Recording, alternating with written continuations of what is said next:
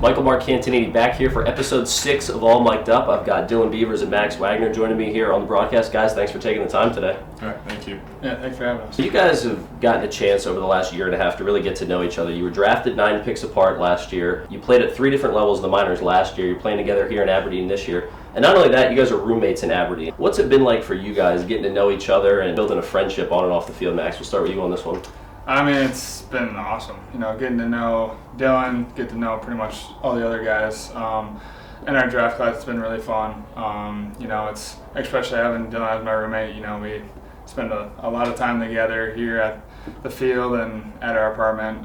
It's just been really fun and just get to build connections and just a brother for life, pretty much. Yeah, just to piggyback off that, it's, Max is a lot of fun to be around.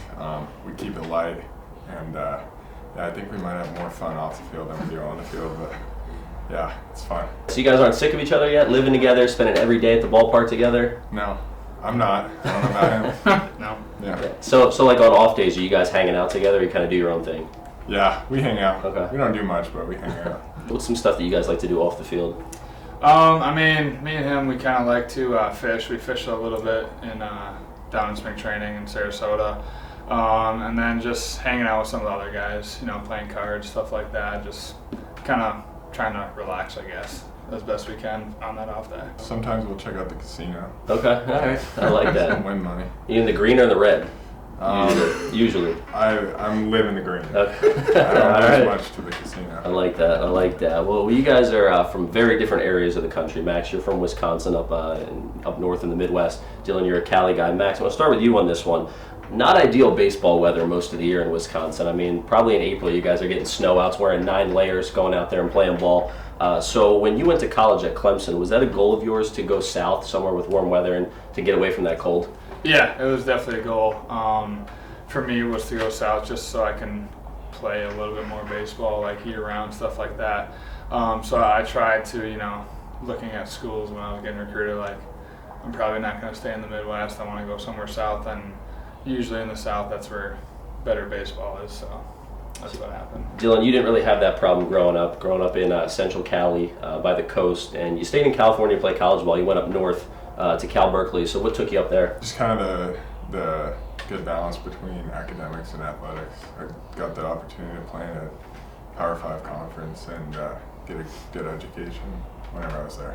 So Max, when you went to Clemson, you played a little bit as a freshman, and then you go into your sophomore season as a draft-eligible sophomore, and you hadn't really established yourself as an everyday starter to that point, but early on in the season you did, and then a few months later you're the number 42 overall pick in the draft. So what led to that breakout, life-changing year as a Clemson Tiger?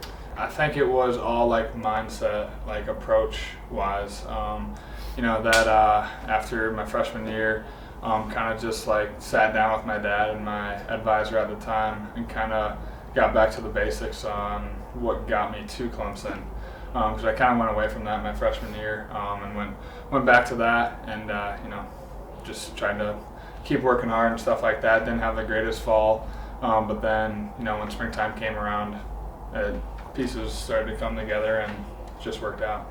Dylan, you had 3 really strong offensive seasons at Cal Berkeley. It resulted in you getting taken in the competitive balance round of the first round, number 33 overall. Going into college, there were a lot of scouts and coaches who told you that you were going to be a pitcher and that being a position player was not the route for you to go. Tell me about breaking out as a hitter and really turning some heads along the way. Yeah, I'd say I always kind of knew I was going to hit, just because I felt like I hadn't, going into college, I feel like I hadn't even tapped into my ceiling or been even close to it. So I think what kind of kept me away from being a full-time position player was just coordination. I was pretty skinny at the time, so just easier just to throw me on the mound and hope I fill out. But I knew I could hit the ball far.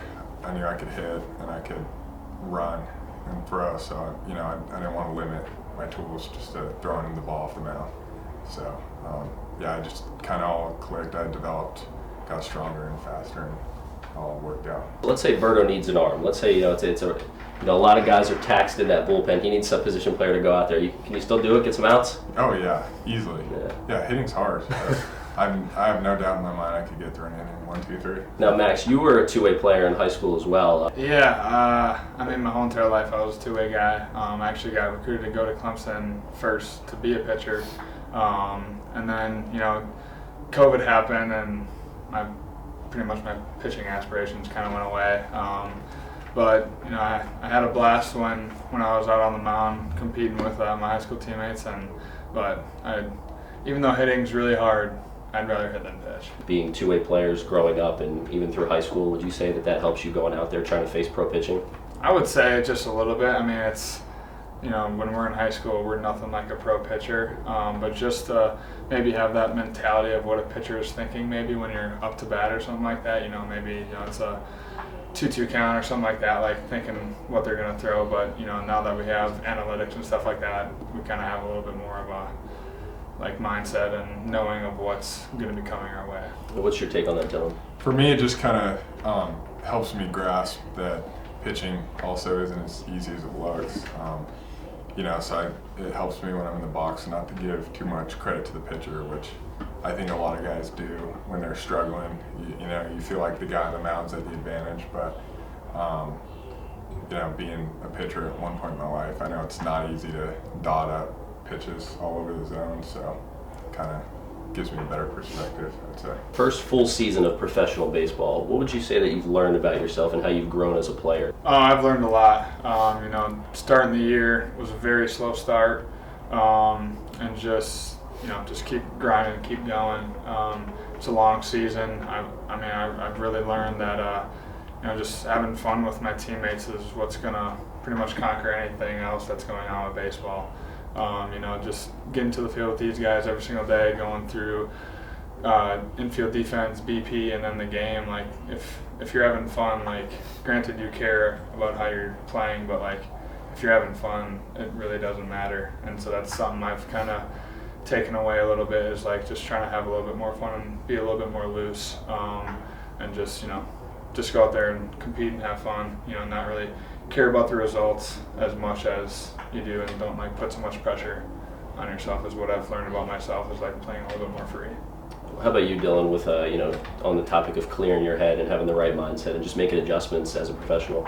Game-wise, it's keep it simple. It's the same game, it's not like just because I'm here, it's not a new rules, it's all, there's a couple new rules like the pitch clock and stuff, but it's the same game for the most part, and just keep it as simple as possible. Don't need to do anything crazy different than I did before, and then just kind of keep the perspective of every day it's day to day.